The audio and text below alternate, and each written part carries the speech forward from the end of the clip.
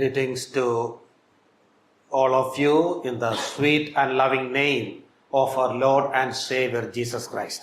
మన ప్రభువును రక్షకుడునైన యేసుక్రీస్తు శ్రేష్టమైన మధురమైన నామములో అందరికీ ప్రేమ వందనాలండి. ఎవరు మాట్లాడతలేదు. At the very outset, let me thank God for enabling me to stand before you with His word.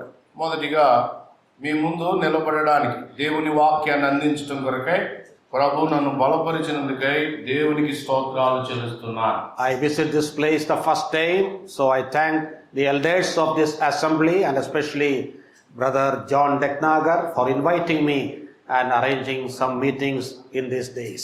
మొదటిసారిగా నేను ఈ సంఘానికి వచ్చిన కారణాన్ని బట్టి నేను స్థానిక సంఘానికి ప్రత్యేకంగా దేవుని దాసులు జాన్ రత్నాకర్ గారికి వందనాలు తెలియజేస్తున్నాను. Well, I am staying in Trivandrum, the capital city of Kerala, with my family and in fellowship with the Brethren Assembly there, which is known as Trivandrum Gospel Hall. Trivandrum gospel hall అనే సంఘం కేరళ రాజధాని త్రివేంద్రంలో ఉంది. వారితో నేను కుటుంబంతో కలిసి సహవాసం చేస్తూ ఉన్నాను. Actually, I have been working in the Government Engineering College as a professor and resigned my job in 1998 for full-time Bible teaching. 1998లో పూర్తి కాలం పరిచర్య కొరకై నేను ప్రత్యేకించబడ్డాను. దానికంటే ముందు గవర్నమెంట్ ఇంజనీరింగ్ కాలేజీలో నేను అధ్యాపకునిగా పనిచేస్తూ ఉండేవాడిని. And since then, I am teaching the word of God in various parts of Kerala and elsewhere, and especially in many Bible colleges in Kerala. కేరళలో అనేకమైన బైబిల్ కాలేజీలలోనూ అనేక ప్రాంతాలలోనూ దేవుని యొక్క వాక్యాన్ని అప్పటి నుండి నేను అందిస్తూ ఉన్నాను. Well, this morning we are sitting in the presence of God to hear from Him. ఈ ఉదయకాలపు వేళ మనం అందరం కూడా ప్రభు నోటి నుండి వచ్చే వర్తమానం కొరకై ఎదురు చూస్తున్నాం. It is God's word that touches us and transforms us. మనల్ని తాకి మార్చేది దేవుని యొక్క వాక్యమే. Therefore, let us sit in the presence of God with a right attitude. కాబట్టి ఇంత గొప్ప మేలు మనకి జరగాలి అని అంటే సరి అయిన దృక్పథంతో దేవుని సన్నిధిలో కూర్చోవాలి. I often say it doesn't matter who speaks or what he speaks. The only thing that matters is how we listen and respond to what we hear. నేను తరచుగా ఇలా చెప్తాను, ఏ ప్రసంగికుడు ప్రసంగిస్తున్నాడు, అతను ఏం చెప్తున్నాడు అనేది కాదు, కానీ కూర్చున్న మనం అందరం కూడా ప్రభు ఏమి నాతో మాట్లాడుతున్నాడు అనేది ప్రాముఖ్యం. Many a time, many believers have a wrong attitude to God's word. చాలా సార్లు అనేక మంది దేవుని వాక్యం పట్ల తప్పు వైఖరితో ఉంటారు. Once a famous preacher visited an assembly, and after the sermon, when he came out of the assembly, a brother came and told him, "Brother, your message of today was very excellent." ఒక ఆయన ఒక సంఘంలో వాక్యం చెప్పాడు. వాక్యం అయిన తర్వాత మరొక ఆయన దగ్గరికి వచ్చి, చాలా అద్భుతమైన ప్రసంగాన్ని మీరు చేశారండి ఈరోజు అన్నారట. Then he asked him back, "Why do you think that my message was excellent?" ఆ తర్వాత ఆయన అన్నాడంట, నా ప్రసంగం అద్భుతంగా ఉంది అని అంటానికి కారణం ఏంటని అడిగాడు. Then he said, "All that you said is about someone or other whom I know." కారణం ఏంటంటే మీ ప్రసంగంలో నాకు తెలిసిన వాళ్ళు అందరి గురించి చెప్పారు మీరు. So many a time when we hear God's word, we think that it is a message to someone who is sitting either at my right hand side or at my left hand side. చాలా సార్లు వర్తమానం వస్తా ఉంటే మనం ఏమనుకుంటామంటే, ఈ మాట, ఈ ఆలోచన నా పక్కనున్న ఆయనకి, ఈ పక్కనున్న ఆమెకి అని అనుకుంటాం. But today when we hear God's word, let us have the attitude of Samuel of the Old Testament. "Oh Lord, here I am, you speak to me." That attitude we should cherish. ఈ ఉదయకాలపు వేళ వర్తమానం వినబోయే ముందు పాత నిబంధన గ్రంథంలో ఉన్న సమూయేలు వలె, దేవా నీ దాసుడు ఆలకించుచున్నాడు, ఆజ్ఞయము అనే వైఖరితో కూర్చుందుము గాక. Okay, let us quickly turn our attention to a very, very familiar passage. మనందరికీ బాగా సుపరిచితమైన లేఖన భాగాన్ని మనం తెలుద్దామండి. That is 2 Corinthians chapter 12, verses 7 to 9. కొరింథీయులకు రాయబడిన 2వ పత్రిక 12వ అధ్యాయము 7 నుంచి 9 వచనాలు మనం చదువుకుందాం. కొరింథీ 12 Anyone of you can read it in your language. 7 నుంచి 9 వరకు చదువుకుందాం. నాకు కలిగిన ప్రత్యక్షతలు బహు విశేషముగా ఉన్నందున నేను అత్యధికముగా హెచ్చిపోకుండా నిమిత్తం నాకు శరీరములో ఒక ముళ్ళు, నేను అత్యధికముగా హెచ్చిపోకుండా నిమిత్తం నన్ను నలుగుగొట్టుటకు సాతాను యొక్క దూతగా ఉంచబడెను. అది నా యొద్ద నుండి తొలగిపోవాలని దాని విషయమై ముమ్మారు ప్రభువును వేడుకుంటుని, అందుకు నా కృప నీకు చాలును, బలహీనత యందు నా శక్తి పరిపూర్ణమవుతున్నదని ఆయన నాతో చెప్పెను. కాగా క్రీస్తు శక్తి నా మీద నిలిచియుండు నిమిత్తము విశేషముగా నా బలహీనతల యందే బహు సంతోషముగా అతిశయపడుదును. This passage is a very familiar passage to each one of us. ఈ వచన భాగం మనందరికీ బాగా పరిచయమైన భాగమే. But before coming to this passage, let me say a few words about Apostle Paul. ఈ వచన భాగాన్ని మనం ధ్యానించే ముందు పౌలును గురించిన కొన్ని సంగతులు ఆలోచన చేద్దాం. Apostle Paul is often considered as the greatest Christian the world has ever seen. లోకము చూసిన గొప్ప క్రైస్తవుడు పౌలు అని మనము సాక్ష్యాన్ని వింటాం. God's Spirit has inspired him to write 13 epistles excluding the book of Hebrews. Hebrew పత్రిక కాకుండా మిగతా పత్రికలన్నీ కూడా పౌలు చేత ఆత్మ రాయించాడు అని నమ్ముతున్నారు. He was a great apostle and a missionary. గొప్ప అపోస్తలుడు, సేవకుడు. He was a Bible teacher and a gospel preacher. Bible teacher, సువార్త ప్రకటించేవాడు. And he was a church planter and author of many books in the New Testament. స్థాపకుడు, కొత్త నిబంధన అనేక పుస్తకాల రచయిత. But above all, he was a man of prayer. ఈ అన్నిటికీ మించి ప్రార్థనాపరుడు. How do we know this? మనకు ఎలా తెలుసు ఆయన ప్రార్థనాపరుడని? In almost all the epistles of Apostle Paul, he mentions about prayer. పౌలు పత్రికలన్నిటిలో కూడా ప్రార్థన ప్రస్తావించబడింది. For example, in the 4 famous prison epistles of Apostle Paul, ఉదాహరణకి 4 ప్రముఖమైన చెరసాల పత్రికలు కనుక చూస్తే, which are the prison epistles? చెప్తారండి 4 చెరపత్రికలు. ఎఫెసీ, Philippians, Philippi, Colossians, కొలస్సై, and Philemon. Philemon. And in Ephesians, Philippians and Colossians, we can see 4 famous prayers of Apostle Paul. ఈ పత్రికల్లో పౌలు యొక్క ప్రముఖమైన ప్రార్థనలను మనం చదువుతాం. They are called the prison epistle prayers. వాటిని చెరసాల పత్రికా ప్రార్థనలు అంటారు. In addition to this, in 1 Thessalonians 5:17, he writes, pray without ceasing. 5:17 మొదటి పత్రిక తెస్సలోనిక పత్రికలో ఎడతెగక ఏం చేయాలి? Pray without ప్రార్థన ceasing. చేయండి. In Colossians 4:2, he writes, continue earnestly in prayer. కొలస్సై పత్రిక 4వ అధ్యాయం 17లో చెప్తున్నాడు. 4:2. 4:2లో చెప్తున్నాడు, నిలకడగా ఉండి ప్రార్థన చేయండి అన్నాడు. So in this way, in almost all his epistles, he mentions about prayer and he commands the believers to pray without ceasing. ఈ పత్రికలన్నిటిలో కూడా పౌలు విశ్వాసులను ప్రార్థించాలని హెచ్చరిస్తున్నాడు, ప్రోత్సహిస్తున్నాడు. But when we observe the prayers of Apostle Paul, పౌలు యొక్క ప్రార్థనలను గనక మనం గమనించినట్లయితే almost all his prayers are for the benefit of the believers in different assemblies. పౌలు ప్రార్థనలన్నీ ఆయా సంఘాల్లో ఉన్న విశ్వాసుల క్షేమం కొరకు చేసిన ప్రార్థనలే. And the main content of his prayers are the spiritual growth and welfare of the believers. పౌలు ప్రార్థనల్లో అసలైన అంశం ఏంటంటే విశ్వాసులు ఆత్మీయంగా విశ్వాసంలో ఎదగాలి అని ఆయన ప్రార్థించారు. But the prayer which we read just now is something different. కానీ ఇప్పుడు మనం 2 కొరింథీ 12లో చదువుకున్న ప్రార్థన అలాంటిది కాదు. It is a prayer for his own personal needs. తన వ్యక్తిగతమైన అవసరత కొరకై ప్రార్థించినటువంటి ప్రార్థన. Moreover, it is for his physical needs. ఇంకా చెప్పాలంటే పౌలు తన భౌతికమైన ఒక అవసరత కొరకై In ప్రార్థిస్తున్నాడు. that way, it is different from all other prayers in his epistles. అందువల్ల పౌలు ప్రార్థనలన్నిటిలోకెల్లా ఈ ప్రార్థన ఒకటి ప్రత్యేకమైనటువంటి. Let me give a title to this passage, ఈ భాగానికి నేను ఒక శీర్షిక హెడ్డింగ్ చెప్తానండి. a private prayer of Apostle Paul. అపోస్తుడైన పౌలు యొక్క వ్యక్తిగత ప్రార్థన. A private or personal prayer of Apostle Paul. వ్యక్తిగతమైన ప్రార్థన.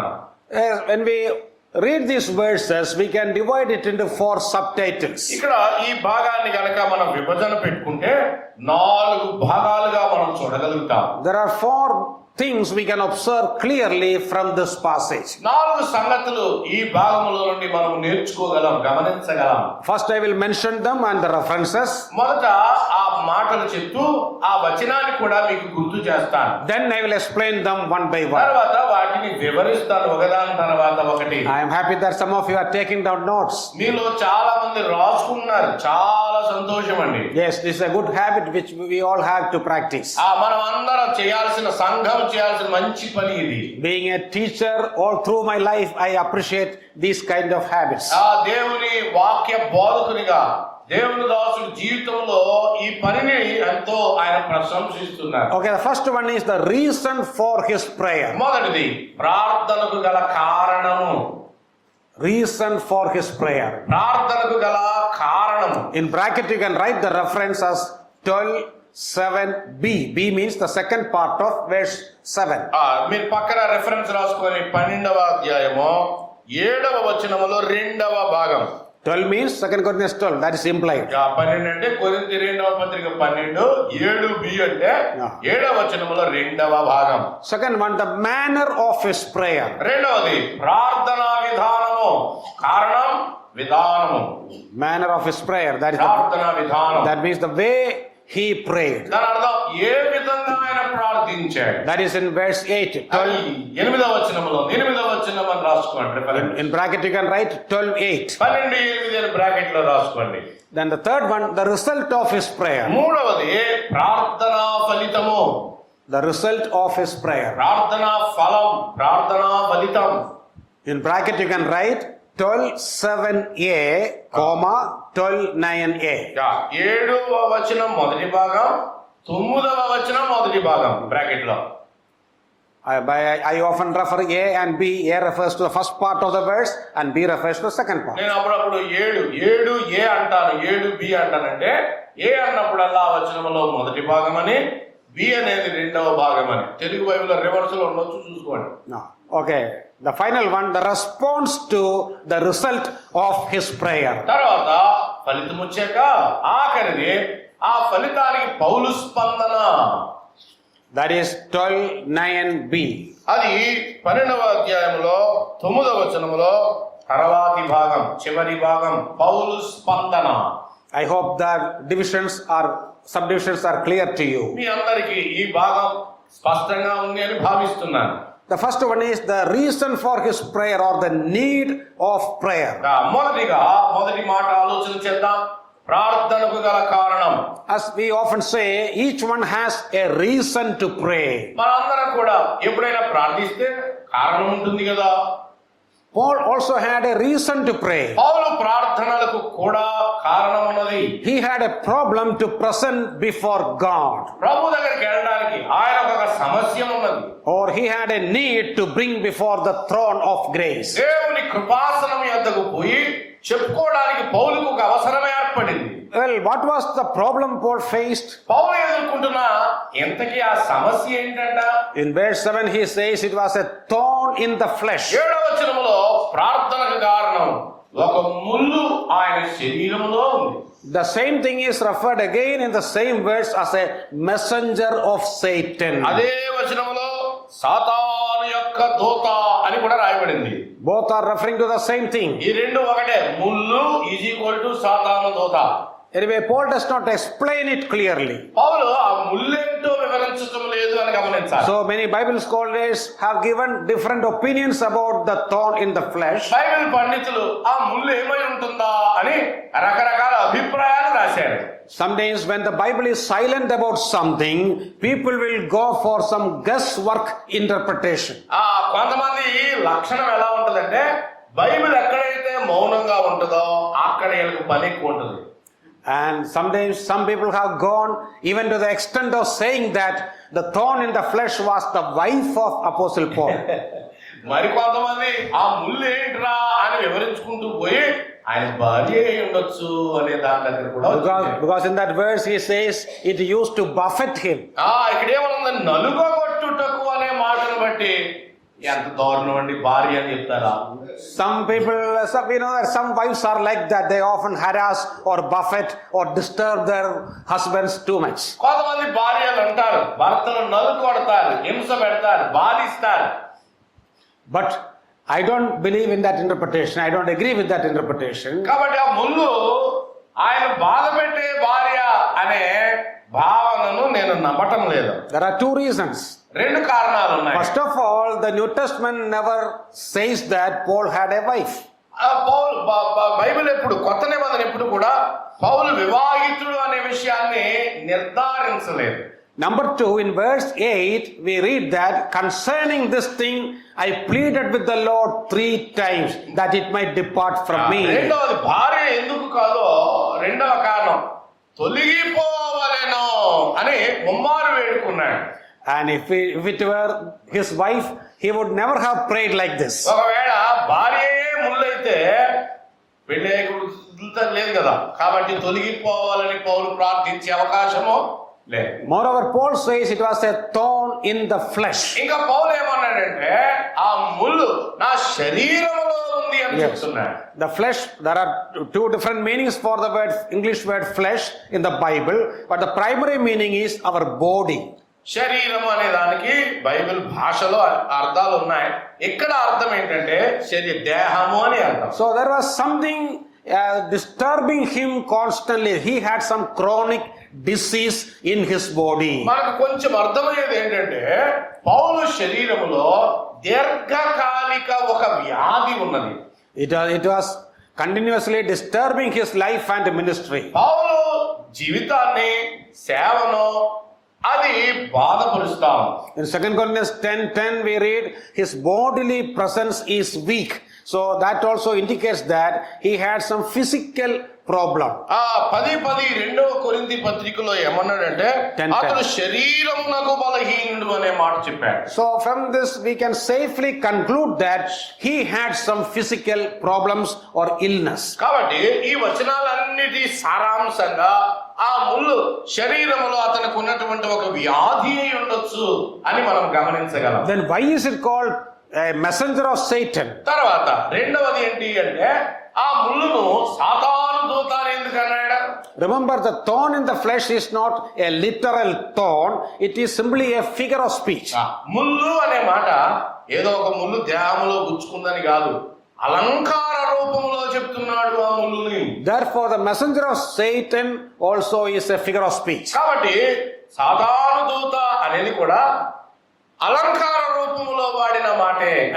Don't think that a demon was always following Apostle Paul and disturbing him. సాతాను దూత అంటే ఒక దెయ్యం పౌలు కూడా పడింది అని కాదు.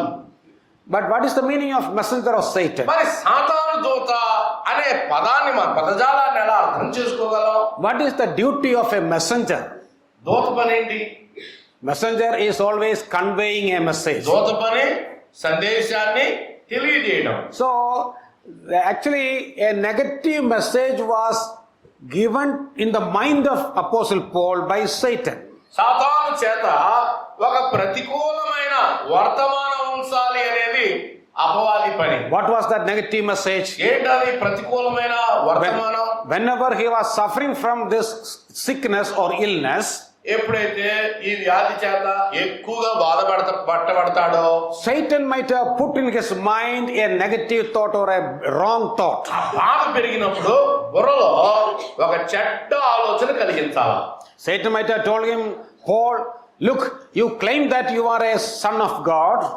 నీవు దేవుని బిడ్డవని చెప్పుకుంటావు కదా పౌలు. సాతానుడి మాటలు ఎలా ఉండొచ్చు. You think that God loves you. దేవుడు నిన్ను ప్రేమిస్తున్నాడని నువ్వు అనుకోవచ్చు. But you see, you are always sick.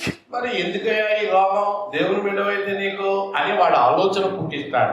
If God really loves you, why are you sick always? దేవుడు నిజంగా నిన్ను ప్రేమిస్తుంటే నీకు జబ్బెందుకయ్యా అనే ఆలోచన పుట్టిస్తాడు. So it is really a waste of time to serve him. కాబట్టి నీకు ఆయన ఏం చేశాడు, ఆయన సేవ చేయడం వృధా కదా అనే ఆలోచన వాడిది. So Paul might have heard this message again and again in his mind. పౌలు మాటి మాటికి ఈ సాతాను దూత సందేశం అతని మనసుకు అందించబడుతూ ఉండదు. That's why Paul calls this sickness as a messenger of Satan. అందుకనే పౌలు అంటున్నాడు సాతాను దూతగా ఉంచబడింది అన్నాడు. Well, what was the benefit of this sickness? అయితే ఈ ముళ్ళు, ఈ రోగం యొక్క లాభం ఏమిటి? You may wonder, is there any benefit for sickness? మీరు ఆశ్చర్యపోయి ఏంటంటే రోగాలకు లాభాలు ఉన్నాయా? We often think that the health is a benefit. మనం ఎప్పుడు అంటాం ఆరోగ్యం కదా లాభం. But there was a benefit for his sickness. రోగానికి కూడా, పౌలు రోగానికి కూడా లాభం ఉంది. Beloved, remember, God will not permit anything in our lives without a purpose. గుర్తుపెట్టుకోండి, దేవుని పిల్లల జీవితాల్లో ఏది సంభవించినా దేవునికి ఉద్దేశం లేకుండా రాదు. His sickness motivated him to pray. ఈ రోగం, ఈ ముళ్ళు పౌలుని ప్రార్థించేలా చేసింది. We all are supposed to pray always. అందరం ఎప్పుడు ప్రార్థించాలి. But we know that we will pray seriously only when we face some serious problems. ఎప్పుడు ప్రార్థించాలి, కానీ ఒక్కొక్కసారి మన ప్రార్థనలు తీవ్రంగా ఉంటాయి. ఎప్పుడు అంటే తీవ్రమైన సమస్యల గుండా వెళ్ళినాం. Many a time our problems bring us to the throne of grace. చాలాసార్లు మన సమస్యలు మనల్ని ప్రభు కృపా సింహాసనం దగ్గర తీసుకొచ్చి పడేస్తాయి. Problems often prompt us to pray. సమస్యలు ప్రార్థనకు కారణాలు అవుతాయి. Let me repeat that statement. మరలా చెప్తాను ఆ మాట. Don't forget this. ఈ మాట మర్చిపోకండి. Problems often prompt us to pray. సమస్యలు మనల్ని ప్రార్థించడానికి రేపుతాయి. That is the benefit of this problem or sickness. కాబట్టి విశ్వాసుల జీవితాల్లో ఎదుర్కొనే సమస్యల ద్వారా కలిగే లాభం ఇది. Yes, Paul's thorn in the flesh brought him before the throne of grace. పౌలు యొక్క సమస్య కృపాసనం యొద్దకు పౌలు వెళ్ళేలా చేస్తుంది. Beloved, in our lives also many a time God permitted many thorns in order to take us to the throne of grace. ప్రియమైన సోదరి సోదరులారా, మన జీవితాల్లో మనం ఎదుర్కొనే ప్రతి సమస్య కృపాసనం యొద్దకు మనల్ని నడిపిస్తుంది. So we have to look back and we have to thank God for all the problems and all the problematic people whom God permitted in our lives. మన జీవితంలో సమస్యలు కలిగించే వ్యక్తులను దేవుడు అనుమతించినందుకై దేవునికి స్తోత్రాలు చెల్లించాలి. Yes, Paul had a problem. పౌలుకి సమస్య ఉన్నది. That is called the thorn in the flesh. ఆ సమస్య శరీరమందలి ముళ్ళు. But what was the benefit? ఆ ముళ్ళు వల్ల పౌలుకి ఏం ప్రయోజనం? It brought him to the throne of grace. కృపా సింహాసనం దగ్గర పడేసింది. It motivated him to pray more seriously. ప్రార్థించడానికి, తీక్షణంగా ప్రార్థించడానికి Okay, పౌలు ఈ సమస్య రేపింది. Okay, second point is the manner or the style of his prayer. రెండవది, పౌలు ప్రార్థనకి కారణం చూశాం. పౌలు ప్రార్థన విధానం ఏమిటి? You see, how did he respond to this problem? ఈ సమస్యకి పౌలు ఎలాగో స్పందిస్తున్నాడు? Yes, he immediately presented his problem to God. వెంటనే ఈ సమస్యను ప్రభు దగ్గరికి తీసుకెళ్తున్నాడు. This is something you and I have to imitate in our lives. నీవు నేను మన జీవితంలో నేర్చుకుని పాటించాల్సినటువంటి పాఠం. Prayer was not his last resort, but his first response. పౌలు యొక్క ప్రార్థన అన్ని చక్కబెట్టుకుని ఎక్కడ పనవకపోతే ప్రార్థన కాదు, అన్నిటికంటే ముందు ఆయన ప్రార్థిస్తున్నాడు. Many people, when they face problems, they will try their level best to solve it in their own way. చాలా మంది సమస్యలు వచ్చినప్పుడు సొంతంగా పరిష్కరించడానికి అన్ని తిప్పలు మొదట పడి, But when they fail, finally they will go to the throne of grace. సమస్య వచ్చినప్పుడు అన్ని అవకాశాలు ప్రయత్నం చేసి సమస్యకు పరిష్కారం దొరకకపోతే అప్పుడు ప్రార్థన చేస్తారు. But for Apostle Paul, prayer was not his last resort, but his first response. కానీ పౌలును చూడండి, పౌలుకి ప్రార్థనే ప్రథమం. What about our lives? మరి మన జీవితాలు ఏంటి? Do we give priority to prayer? ప్రార్థనకి అన్నిటికంటే ముఖ్యంగా ప్రార్థన ఉందా మన అనుభవంలో? I don't mean that we should not do anything physically, but the priority should be prayer. ఇంకేమి చేసుకోకండి, ప్రార్థన మాత్రమే చేయండి అని నేను చెప్పడం లేదు. మొదట ప్రార్థన. Suppose we are sick, we have to definitely go and meet a doctor. Nothing wrong in that. జబ్బు చేస్తే ఖచ్చితంగా డాక్టర్ దగ్గరికి వెళ్ళాలి, వెళ్ళడంలో తప్పేమీ లేదు. And we have to take medicine. మందులు తీసుకోవాలి. But all these things we have to do with prayer. అయితే ఇవన్నీ చేసేటప్పుడు ప్రార్థన. First of all, we have to inform this matter to God. మొదటిగా అయ్యా నాకు ఈ సమస్య ఉందని దేవునికి చెప్పాలి, తర్వాత డాక్టర్కి. Then God will give us wisdom to do the things we have to do. అయితే ఆ సమస్యను ఎదుర్కోవడానికి గల జ్ఞానాన్ని, కావాల్సిన జ్ఞానాన్ని ప్రభు ఇస్తాడు. Okay, second point in the same title, how did he pray? ఈ రెండవ దానిలో మనం చూస్తున్నాం ఎలా ప్రార్థించాడు. How many times did he pray? ఎన్నిసార్లు ప్రార్థన చేశాడని చదువుకున్నామండి? 3 times. 3 సార్లు. What does it mean? దాని అర్థం ఏంటి? ముమ్మారు అంటే అర్థం ఏంటి? Paul says that he pleaded with the Lord 3 times. ముమ్మారు వేడుకొంటిని, ప్రభువును వేడుకొంటిని. It doesn't mean that he stood there as a statue and prayed 3 times and finally said Amen. బొమ్మలా నిలబడి 3 సార్లు ప్రార్థన చేసి ఆమేన్ అన్నాడు అని కాదు. It means that he separated 3 seasons of prayer. దాని అర్థం ఏంటంటే 3 కాలాల పాటు ప్రార్థన కొరకై ప్రత్యేకించుకున్నాడు. Probably he might have prayed with fasting. బహుశా ఆయన ప్రార్థనలు ఉపవాసంతో కూడినవై ఉండవచ్చు. He repeatedly and persistently prayed for this matter. ఆయన ఈ విషయమై ఆయన మాటి మాటికి పట్టు వదలక ఆయన ప్రార్థించాడు. So why did he pray again and again for the solution of this problem? ఈ సమస్యకి పరిష్కారం రావాలనే ఎందుకు 3 సార్లు ఆయన ప్రార్థించాడు?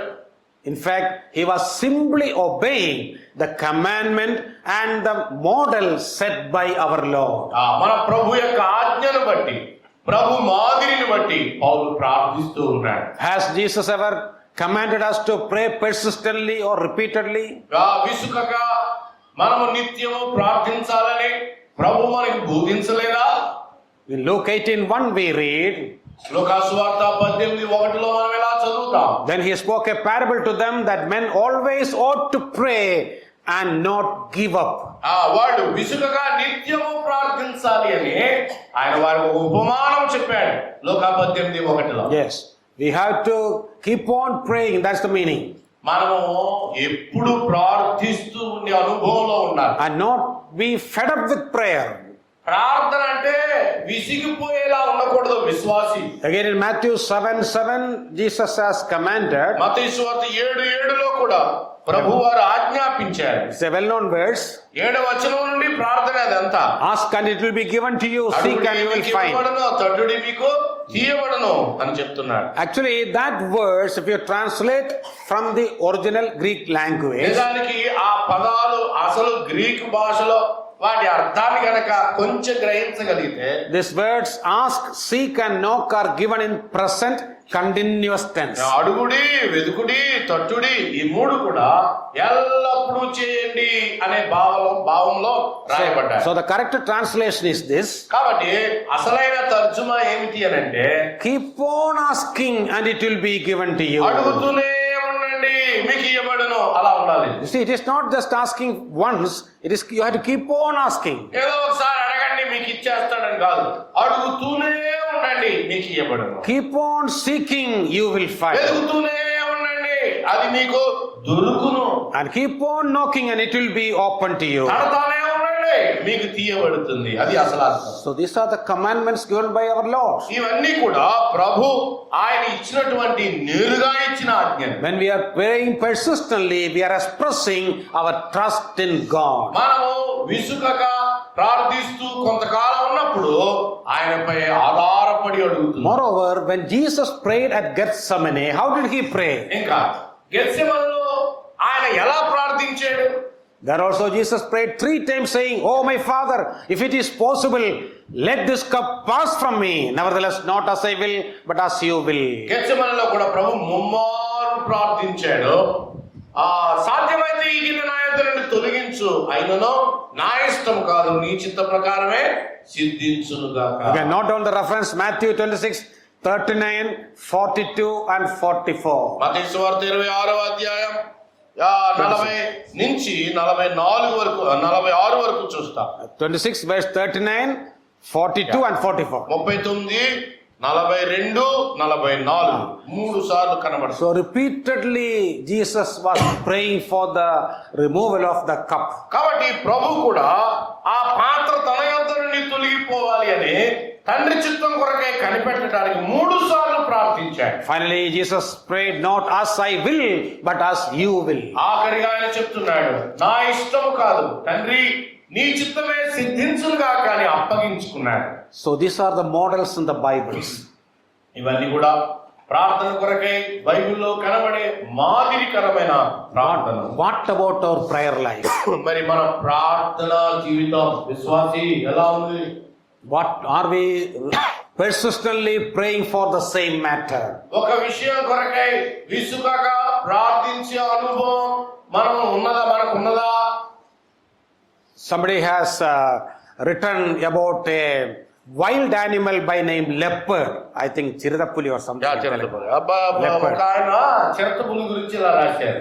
So those who have studied about the animal say this leopard had a very peculiar behavior.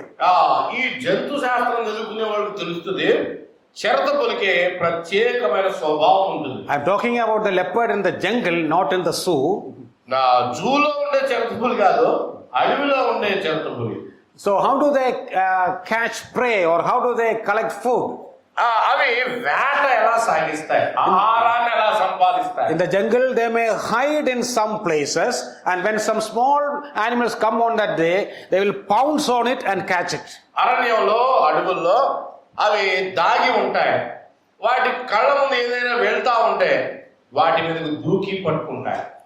And these experts say the leopard, when suppose a small animal come on its way, it will jump over it, and if the small animal escape it, it will try once more. ఈ జంతు శాస్త్ర నిపుణుడు ఏం రాశాడంటే, దాగి ఉంటాయి, చిన్న జంతువు వెళ్తున్నప్పుడు దాని మీదకు దూకి పట్టుకుంటది. చిన్న జంతువు కనుక ఒకవేళ తప్పించుకుంటే రెండవసారి ప్రయత్నం చేస్తుంది. If it escapes a second time, the leopard will never make a third attempt. రెండవసారి కూడా జంతువు తప్పించుకుంటే ఇక చిరుతపులి ఆ జంతువును పట్టుకోవడానికి ఏమాత్రం మూడవ ప్రయత్నం చేయదు. Why do they do so? ఎందుకు అవి అలా ప్రవర్తిస్తాయి? Anyway, we cannot do an interview with a leopard and ask the question and get the answer. మరి మనం ఇప్పుడు వెళ్ళే చిరుతపులి గారు ఇలా ఎందుకు చేస్తున్నారని మనం అడగలేము దాన్ని. But I think leopard may be thinking in its mind in this way. నేను ఎలా అనుకుంటున్నాను, చిరుతపులి తన మనసులో ఎలా అనుకుని ఉండొచ్చు. Probably leopard may be thinking, I am a big animal in the jungle. నేను ఈ అడవిలో పెద్ద జంతువుని, and I have got some worth and weight in the animal circle. ఆ యానిమల్ వరల్డ్ ప్రపంచంలో నాకంటూ పేరు ప్రఖ్యాతులు ఉన్నాయి. So running after a small animal on a third time is unbecoming to my name. ఈ దొరకని దాని వెనకాల 3 సార్లు వెళ్ళాడు అని పరువు పోతుంది నాకు. That may be the reason why it won't make a third attempt. అందుకని పరువు పోగొట్టుకోకుండా ఉండాలని 3సారి పట్టుకోదట. Anyway, in the matter of prayer, many believers are like this leopard. చాలా మంది ప్రార్థనల్లో ఇలాగనే చిరుతపుల్లాగా ఆగిపోయే వాళ్ళు ఉన్నారు. We will pray for once or twice or maximum 3 times, then we will give up everything. ఒకసారి చేద్దాం, 2 సార్లు, ఒకవేళ 3వసారి కూడా ప్రార్థిస్తాం, ఇంకెందుకు వచ్చిన గొడవలే అని ఆగిపోయే వాళ్ళం. Then we will do everything in our own way. తర్వాత ఆ పని పూర్తి చేయడానికి మన సొంత పద్ధతిలోకి దిగిపోతాం. But that is not the scriptural model. లేఖన నమూనాది కానే కాదు విశ్వాసకి. All the great men of God were men of prayer. గొప్ప దేవుని సేవకులందరూ ప్రార్థనా పరులు. I hope you might have heard the name George Muller. George Muller గురించి మీరు వినే ఉండుంటారు. He was a pioneer Brethren man. ఆయన బ్రదరన్ ఆరంభ నాయకులలో ఒకరు. He had an orphanage in Bristol. బ్రిస్టల్లో ఆయనకి అనాథ శరణాలయం ఉండేది. లేదు. All the needs of that orphanage was met through prayer. ఆ అనాథ శరణాలయం యొక్క ప్రతి అవసరత ప్రార్థన ద్వారానే తీరేది. So, but in his biography he says he has been praying for the conversion of one of his relatives for long 65 years. తమ సమీప బంధువుల్లో ఒకడు మారు మనసు పొందాలని 65 సంవత్సరాల పాటు ఆయన ప్రార్థించాడట. And only after that he got the answer. ఆ 65 సంవత్సరాల తర్వాత వచ్చింది సమాధానం. See, praying for the conversion of a person for long 65 years. ఏమిటి, ఒకడు మారు మనసు పొందాలని 65 సుదీర్ఘకాల సంవత్సరాలు ప్రార్థన. Leave alone 65 years. I think we are not even willing to pray for 65 days. 65 రోజులు కూడా చేయమండి మనం. We often pray, we are not willing to pray even for 65 days. 65 రోజులు చేయడానికి కూడా ఇష్టపడం. But he prayed and he got the answer. ప్రార్థించాడు. So here, ప్రభువును నమ్ముకున్నాడు. here Paul is setting us a model. He prayed 3 times. పౌలు ఇక్కడ ఒక నమూనా మనందరి ముందు ఉంచుతున్నాడు. Okay, the third, ముమ్మారు వేడుకున్నాడు. the third title is the result of his prayer. ముమ్మారు వేడుకున్నాడు కదా, ఫలితం ఏమొచ్చింది ఆయన ప్రార్థనకి? Did he get an answer? ఫలితం దొరికిందా? సమాధానం దొరికిందా? Some days people may say Paul did not get an answer. పౌలుకి సమాధానం రాలేదండి అనేవాళ్ళు ఉంటారు. Because many a time we treat the answer as an answer only if it is a positive answer or yes answer. మనకి ప్రార్థనకి సమాధానాలు అంటే ఎలా ఉండాలంటే, మనం అనుకున్నట్టుగా జరిగితే అది ప్రార్థనకి సమాధానం అని భావిస్తాం. Beloved, there is no unanswered prayer. ప్రియులారా వినండి, సమాధానము లేని ప్రార్థన అంటూ ఏది ఉండదు. For every prayer there is an answer. ప్రతి ప్రార్థనకి సమాధానం ఉన్నది. It can be an yes answer or no answer, or the third one is wait. ఒకవేళ అవును అని చెప్తాడు, ఒకసారి కాదు వద్దు అని చెప్పేస్తాడు, ఒకసారి కొంతకాలం ఆగు కొంతకాలం అని చెప్తాడు. I often say it is just like the traffic signals. నేను ఎప్పుడు ఇలా చెప్తాను, ట్రాఫిక్ సిగ్నల్ లాంటిది. Have you ever seen a traffic signal? చూసారండి ట్రాఫిక్ సిగ్నల్ ఎప్పుడైనా చూసారా? What are the lights there? ఏమేమి ఉంటాయి ట్రాఫిక్ సిగ్నల్ లైట్లు? ఏమేమి ఉంటాయి? Green, red, yellow. You say it in the correct order from top to bottom. Correct గానే చెప్తున్నారు మీరు ఆర్డర్ లో కూడా. You are seeing it every day. ప్రతిరోజు చూస్తున్నారు మీరు. Which comes at the top? ఏది మొదట ఉంటది? That is red. రెడ్ ఉంటది. Then there's an yellow or amber, the middle. తర్వాత యాంబర్ ఎల్లో ఉంటది. Then finally green. మూడోది పచ్చ రంగు ఉంటది. So red tells us no. Red ఏం చెప్తుంది? వెళ్ళకండ్రా బాబు అని చెప్తుంది. Green is an yes answer. Green ఏం చెప్తుంది? వెళ్ళండి అని చెప్తుంది. And what is the meaning of that middle light? మరి మధ్యలో ఉన్న అదేంటి? That is telling us to wait. ఆగండి కొద్దిసేపు. We have to understand the meaning of the signals. Signal యొక్క అర్థాన్ని అర్థం చేసుకోవాలి. In the same way, God has planned 3 answers for our prayers. కాబట్టి ప్రతి ప్రార్థనకి దేవుని దగ్గర 3 సమాధానాలు ఉన్నాయి. So Paul got an answer. పౌలుకి ఆన్సర్ వచ్చింది. But what was the answer he got? ఏంటి ఈ సమాధానం పౌలు పొందింది? Actually, there was a twofold result for his prayer. పౌలు ప్రార్థనకే సమాధానం 2 రకాలుగా ఉంది. First of all, God revealed his purpose or will behind the thorn in the flesh. మొదటిగా సమాధానంలో మొదటిది, ఆ ముళ్ళు ఎందుకు దేవుడు పెట్టాడో చెప్పాడు. That is given in verse 7a. అది 7వ వచనంలో ముందుంది మనకి. So God revealed the purpose.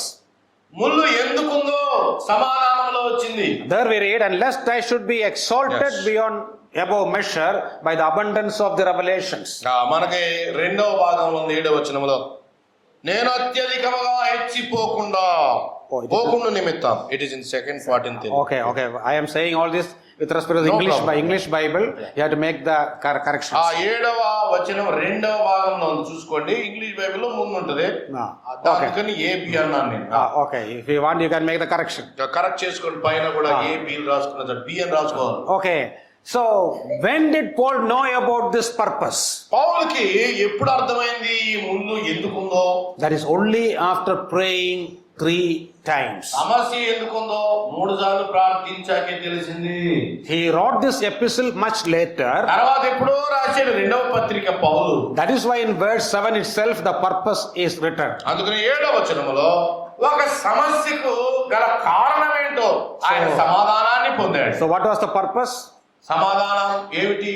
To keep Apostle Paul always humble, God permitted a thorn in his flesh. అత్యధికంగా పౌలు హెచ్చిపోకుండా గర్విష్ఠుడు కాకుండా దేవుడు ముళ్ళు పెట్టేశాడు. Yes, Apostle Paul also was a human being just like you and me.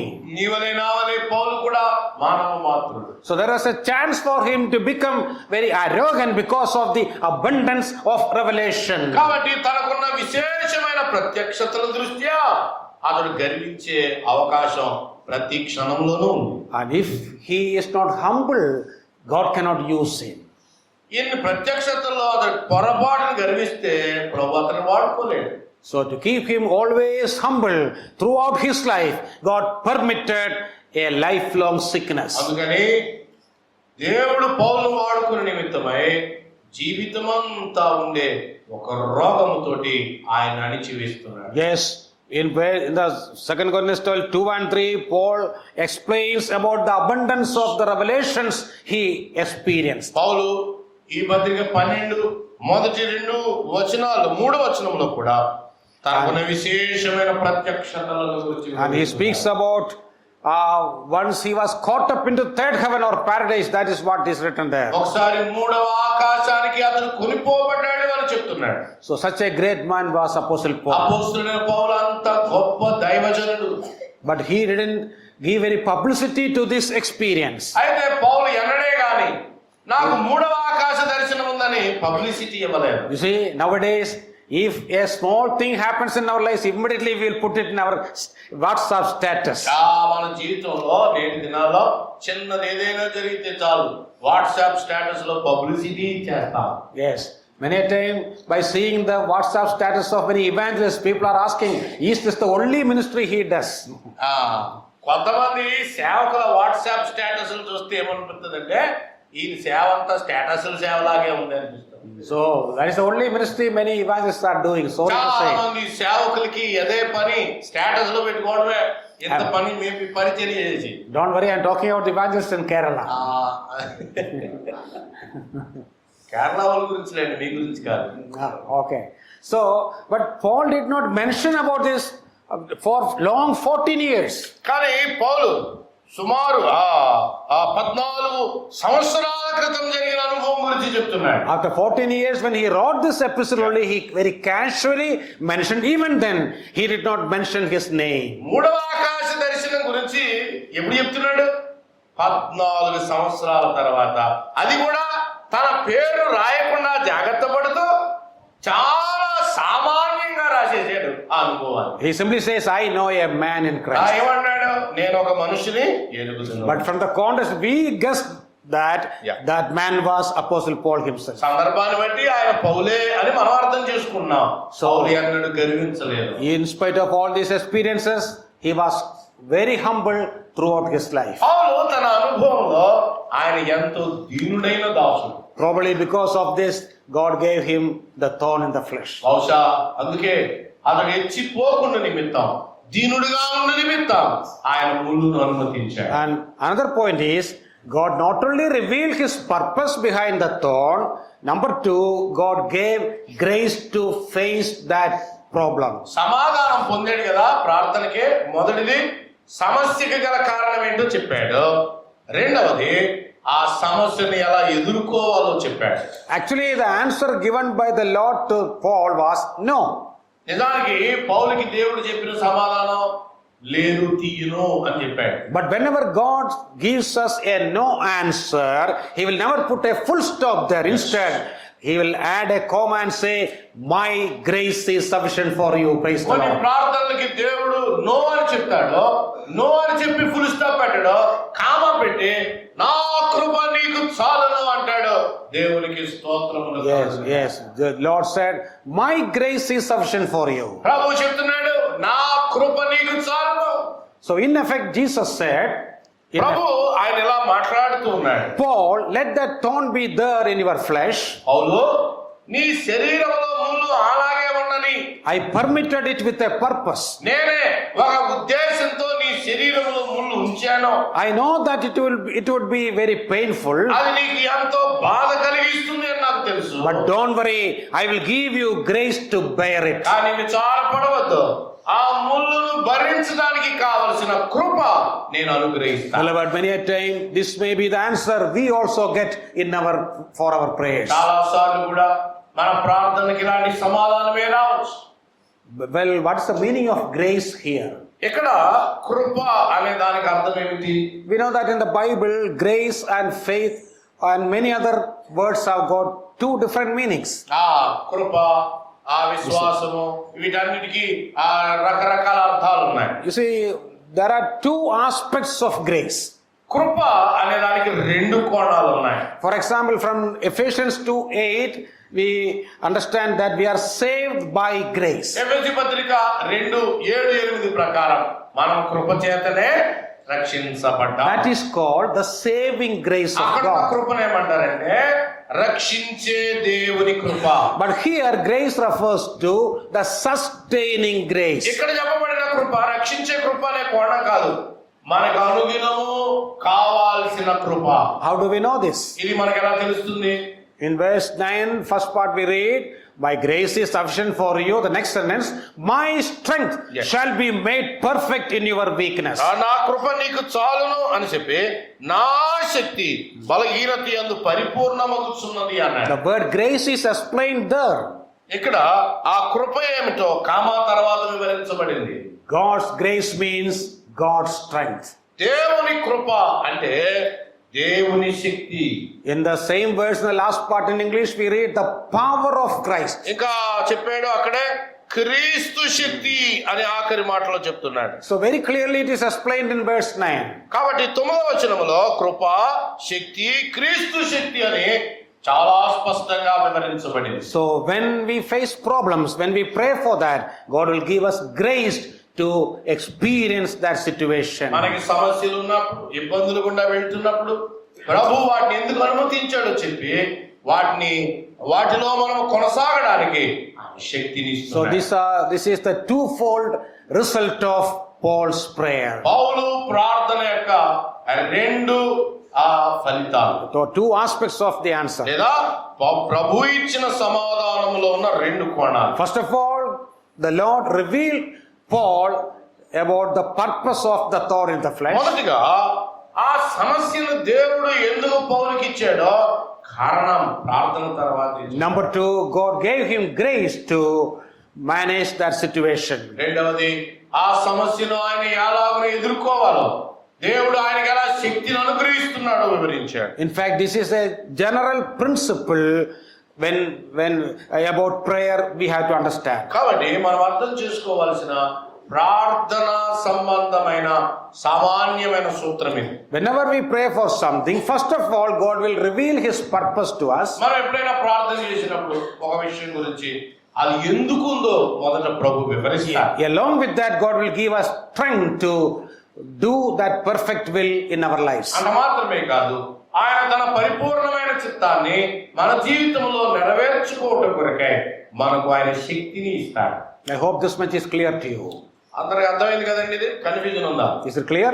స్పష్టంగా ఉందండి. Now we will come to the final title. ఇప్పుడు ఆఖరి heading కి వస్తా ఉన్నాం. That is the response to the result of his prayer. ఇలాంటి సమాధానం దేవుడిచ్చాక పౌలు ఎలా స్పందిస్తున్నాడు? How did Paul respond to the result of his prayer? పౌలు ప్రార్థనకి ఎలా స్పందిస్తాడు?